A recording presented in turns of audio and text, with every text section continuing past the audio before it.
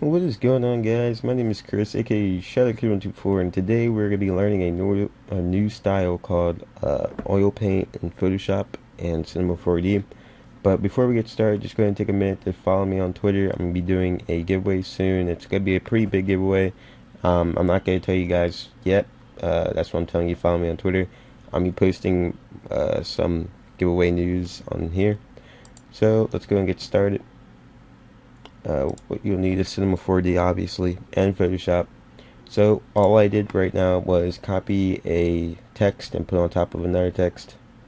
Easy with copy and paste. If you guys don't know how to create a text, all you have to do is go to MoGraph, Mode Text.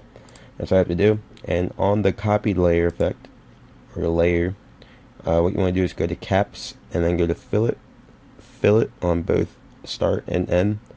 And on the radius for both, you want to put 0.5 centimeters. Now, what you'll need to do next is go through your colors,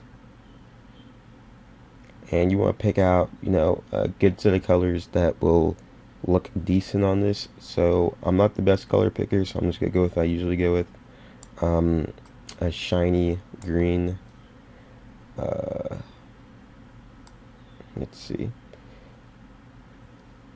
I'll just go with a shiny pink for this tutorial, I guess. Doesn't really matter.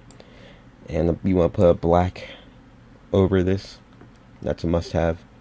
And if you don't know how to get a shiny texture, what you want to do is just make a texture. All you have to do is go to Create, New Material, Color, choose the other color you want. So I'm just going to go with red. You want to go to Basic, select Glow. And then you can go over to Glow, and then you could set the inner strength to high or lower depending on how you want it. So these are my colors for now. What you'll need to do next is go to Plugins, Drowsy, and click the first one, Drowsy. If you guys don't have Drowsy, I'm going to be uploading a tutorial on that in a few days, or you can just go ahead and look it up on YouTube yourself. It's really not that hard to get. See, I'm just going to set the pieces to 70 and hit break now. This will take a little bit, so I'll be back when it's finished. Oh, and before you actually break now, what you want to do, is actually set or select mode text, the first one. Make sure it's not the copy layer, make sure it's just the second one, or the one below that one. So after you selected that one, hit break now, and I'll be back after this is broken up.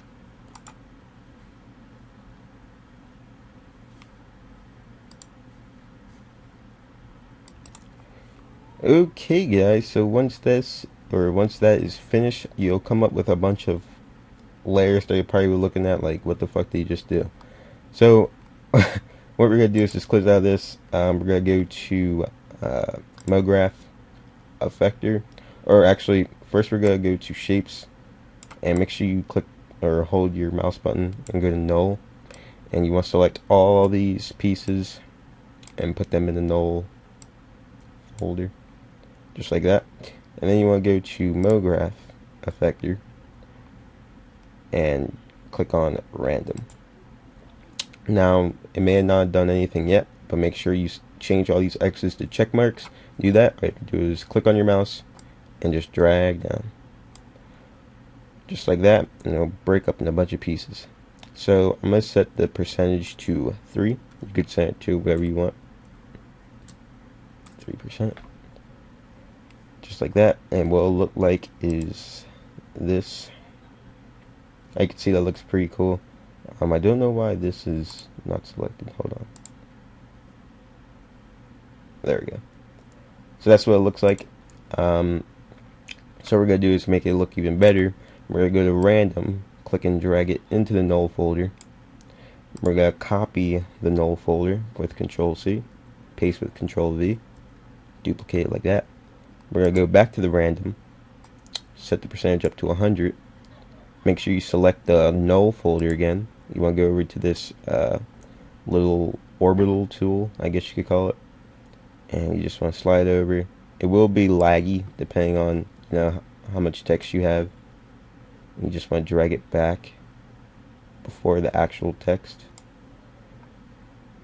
and then once you've done that, I think I dragged it back too far, so let's move it up just a little, like right there. There we go. I'm going to drag the orbital tool back into the beginning, move it down, and just pan it to the left. And we are going to preview this again.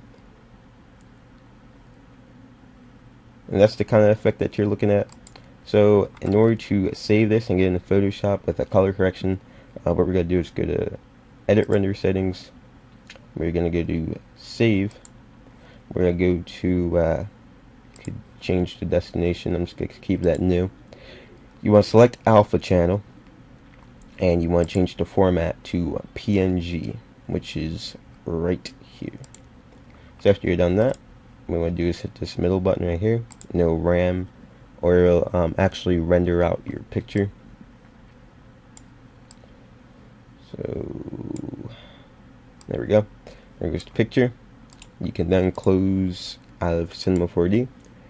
And now what we're going to do is go into Photoshop and select a color correction.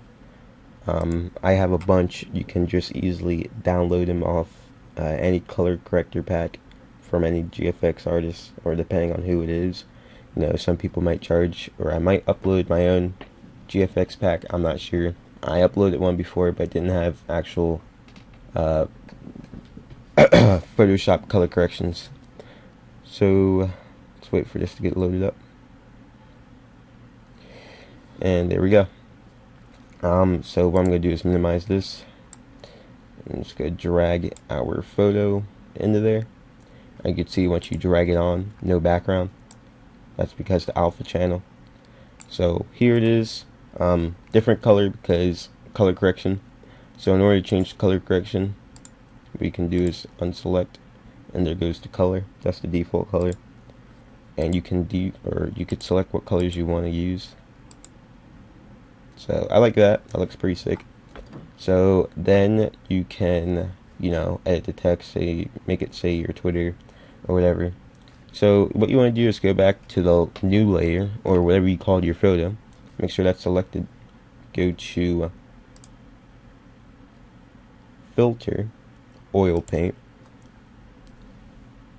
Make sure this is selected.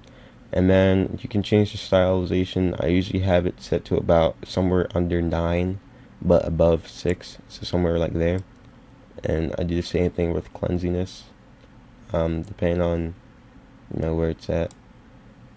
So I think I like it about, actually I'm just going to move the stylization down, and right about there I like it. So I'm just going to hit OK.